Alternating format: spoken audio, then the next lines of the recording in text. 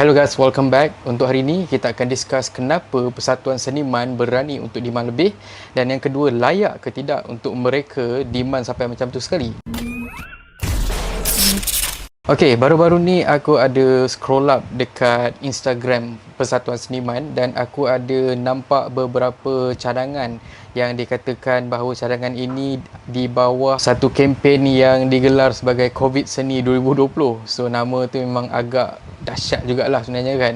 Dan lebih dahsyat lagi bila aku membaca beberapa cadangan yang dikemukakan oleh seniman untuk katanya artis-artis di Malaysia. Dan antara cadangan-cadangan yang dikemukakan oleh Persatuan Seniman ni sebenarnya pada pendapat aku memang tak masuk akal, dan hari ni kita nak tengok kenapa diorang berani untuk demand sampai macam tu sekali. Okey, ada beberapa point yang aku boleh pin out. Ini ialah hasil observation aku, betul atau tak betul wallahu alam, sebab yang lebih mengetahui kenapa demand boleh melampau macam tu hanyalah Persatuan Seniman dan sesiapa sajalah yang mencadangkan cadangan-cadangan yang tak masuk akal tu. Okey, yang pertama sekali, kenapa diorang boleh demand begitu banyak? Yang aku nampak ialah disebabkan ada antara diorang ni sebenarnya yang dah pun biasa untuk apply dana daripada kerajaan, yang mana selalunya kalau kata dekat dalam application ni, kalau kita minta 10,000 sebagai contoh, kita hanya akan dapat lulus dalam 3,000 saja, yang bermakna mungkin dalam 30% hingga ke 40% sahaja permintaan dana tu yang akan diluluskan. Jadinya bila diorang fikir okey aku minta lebih, aku akan dapat, mungkin contohnya diorang minta sampai 3,000, jadinya mungkin diorang akan dapat 1,000 maksimum. So itu adalah salah satu sebab kenapa diorang boleh demand lebih. Kalau kita tengok dekat clause yang ketiga, ada mengatakan bahawa mereka meminta untuk pihak kerajaan memberikan voucher untuk mereka membeli keperluan diri dekat Tesco, Mydin and everything semua, sebabnya ada antara mereka yang sebenarnya dah terbiasa untuk hidup dengan minta sponsorship. Jadinya mungkin ini adalah pemikiran mereka yang berfikir bahawa okey, sekarang ni aku artis, kalau aku minta voucher untuk pergi membeli belah dekat Tesco, Mydin and everything semua tu, aku akan upload gambar ni dekat YouTube, dekat Facebook, dekat Instagram, semua media sosial, dan benda ni akan membantu untuk menaikkan lagi jualan untuk supermarket ataupun hypermart yang diperkatakan tu. Wallahu alam.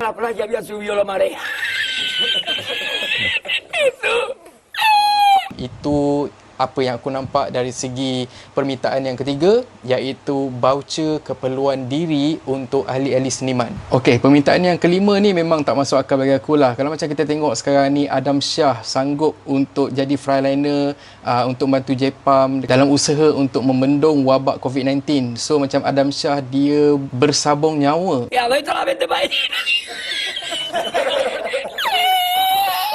untuk jadi frontliner. Tapi dekat cadangan nombor 5 ni, apa yang pihak seniman minta ialah kerajaan memberi sedikit income kepada mereka untuk spread awareness di media sosial masing-masing mengenai COVID-19, yang mana pada aku sepatutnya benda tu kau boleh buat secara percuma. Gunakan media sosial kau ni untuk memberi something balik kepada society, kepada rakyat.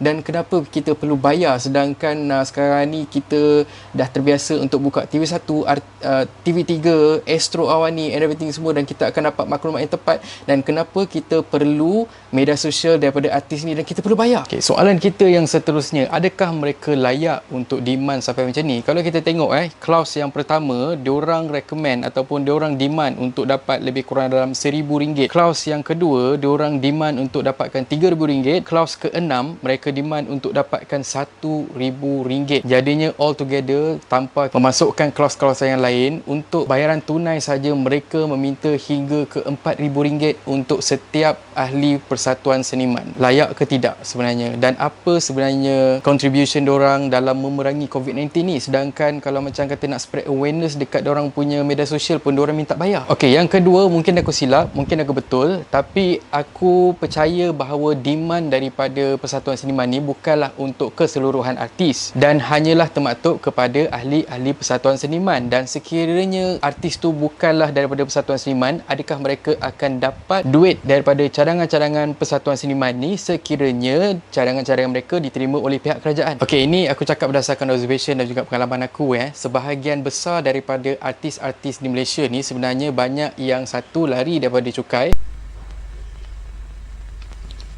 Oh, okay. Okay. Dan yang kedua, tak aware pun yang sebenarnya mereka wajib untuk membayar cukai.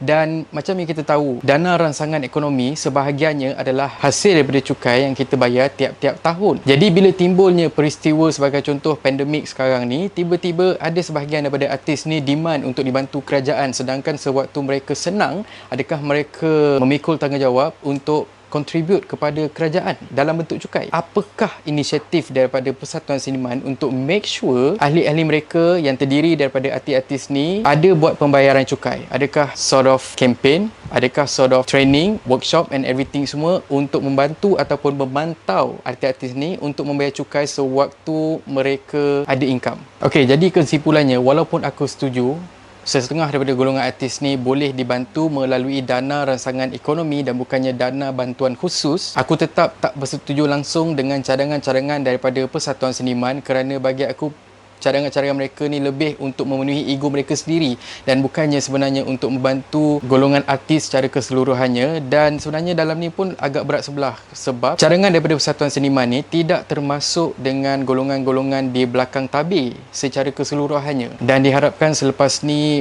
Persatuan Seniman, especially ahli-ahli majlis tertinggi, kalau nak bagi statement tu, pijaklah di bumi nyata. Janganlah hanya memandang pada status mereka sebagai seorang artis, kerana artis bukannya raja. So that's it from me. Thank you very much for watching and have a nice day. Bye-bye.